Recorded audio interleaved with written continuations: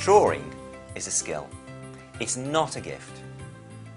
If you wish to draw something you can see, you simply have to ask yourself 3 questions. Where do I place the mark? What shape is the mark I want to make? And how hard should I press on? Now, the last 2 questions are called tonal and textural value, and we're going to cover that later on.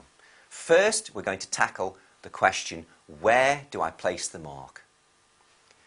Now, we live in a 3-dimensional world, and you're going to draw on a 2-dimensional surface. So the key is to be able to see the 3-dimensional world in such a way that you can create an illusion of depth on this flat surface.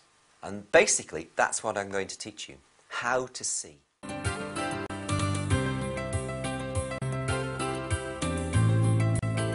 Here, portrait of an old man.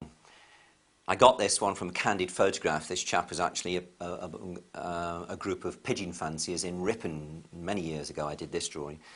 But look at this.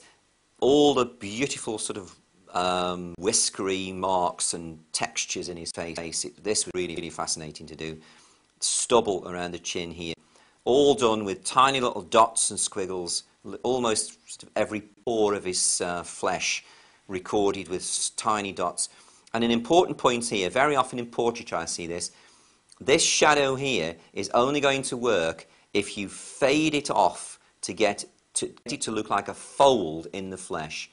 If you do it as a hard edge line, it looks like a mark on the face as opposed to a fold and shadow in the flesh. So it must fade off convincingly at the edges. And so I think I've come to the end of what I can pass on about drawing. I've done my best to present it to you in as simple and straightforward a method as possible. I've tried to make it logical. I've tried to make it build step upon step.